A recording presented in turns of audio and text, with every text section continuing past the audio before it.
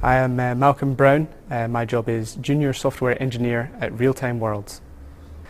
A junior Software Engineer is sort of the entry-level programming position. It usually involves you being assigned to a team working under senior programmers who will sort of delegate tasks for you to do, and you program them away, finish them, make sure your code is correct and up to standard. I did 4 years at the University of Abertay Dundee, where I did the computer games technology course, which is a course designed for teaching you how to program games, the science involved, the maths involved, basically a collection of skills which you'll find useful when looking for a job making games.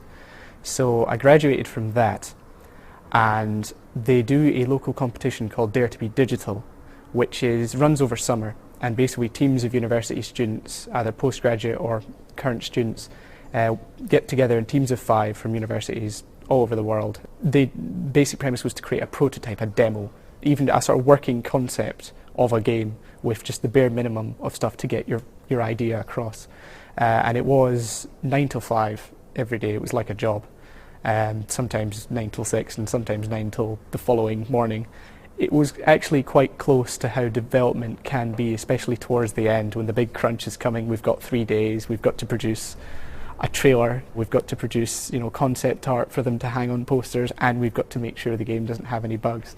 So it really was like a mini example of how a short game development could be like, and that was a brilliant experience.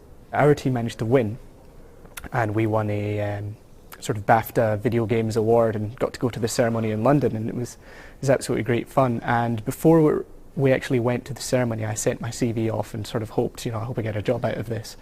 And I got a phone call soon after coming back from London, and it was, by the way, your application is successful, you start here, and welcome aboard.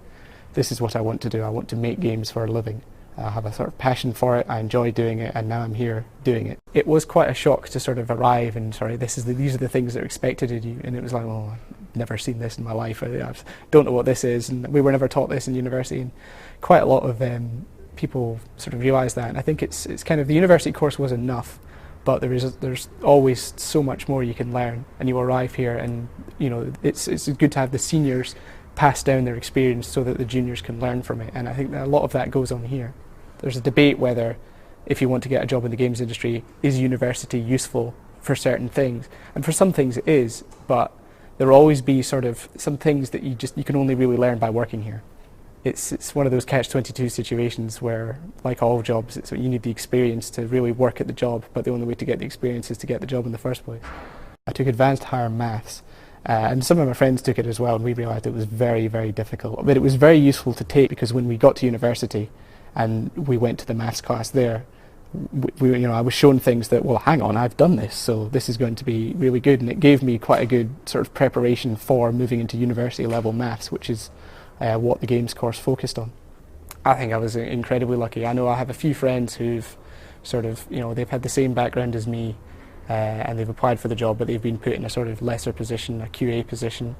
I know there's a few lucky people who maybe didn't do as well as university, but took a lucky job, and they're now, like a sort of senior producer for some prestigious company, and I've met them, and they get like jetted around to all these, game conventions, and they get to meet all the sort of the big names of the industry, and it's like, I remember you never turned up for maths class. So skill is some of it, luck of the draw is another. You need to know what is a good opportunity, and you need to know to take a job opportunity as soon as it comes up, because there are a lot of people who want a job in the games industry, a lot of students, and you need to make sure that your skills are up to scratch and you take that job as soon as you can.